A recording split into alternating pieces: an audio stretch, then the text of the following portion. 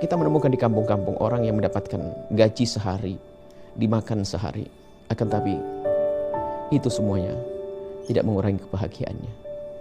Bangun pagi dia sudah bisa bercengkrama dengan indah dengan keluarganya. Bahkan dia pergi ke sawah pun sebelum sarapan. 1 jam 2 jam kemudian datang istrinya menghantarkan hanya singkong rebus saja. Subhanallah. Pagi sudah senyum, pulang senyum, Masya Allah. Di saat di siang harinya pun ternyata dia hanya di bawah gubuk reot, di bawah gubuk yang sudah lama, sudah hampir roboh. Akan tapi dia bisa menikmati tidur lelap di tengah sawah. Setelah terbangun dia bisa melihat benih-benih, melihat padi yang sudah mulai menguning dan seterusnya. Oh, kebahagiaan, nggak punya masalah. Setiap ada acara di masyarakatnya mudah dia mengikuti. Tapi lihat di sana, tidak jaminan orang kaya semuanya lengkap dia senang. Hartanya melimpah, duitnya banyak, tapi sedih terus, gelisah hatinya. Mulai dari keinginannya bermacam-macam, ketamaannya semakin menguat, membesar. Melihat orang lain sukses, dia bingung untuk bisa menjadi pesaingnya dan seterusnya. Dia hidupnya capek.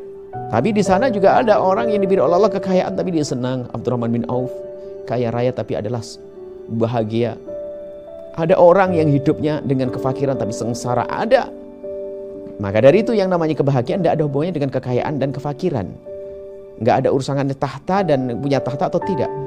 Yang namanya kebahagiaan adalah murni dari dalam hati kita sendiri. Maka pendidikan dari Nabi SAW, jauhilah ketamaan.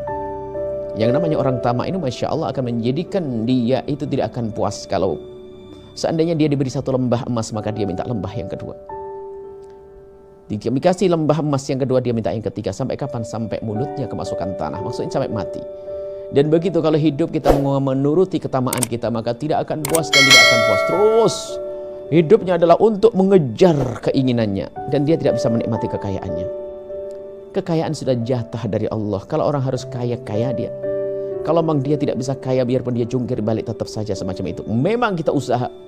Tapi ingat, mari kita usaha dan sambil kita menyerahkan kepada Allah Subhanahu wa ta'ala. Jangan pastikan dengan usaha kita akan berhasil. Kenapa? Di saat kita memastikan dengan usaha kita pasti berhasil, di saat tidak berhasil kita akan kecewa. Akan tapi berusahalah kita untuk mendapatkan kekayaan. Dengan itu kita bisa membantu orang banyak. Berusaha dan kita serahkan kepada Allah. Dan di saat Allah tidak mudahkan, tidak kecewa kita. Di saat Allah mudahkan, kita punya cita-cita mulia, cita-cita baik.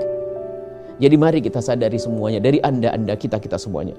Jangan menjadikan ukuran kebahagiaan kita adalah harta yang melimpah. Banyak orang kaya raya sengsara hidupnya. Banyak orang punya tahta sengsara hidupnya. Begitu sebaliknya, ada orang fakir, tapi hampir tidak punya masalah dalam rumah tangganya.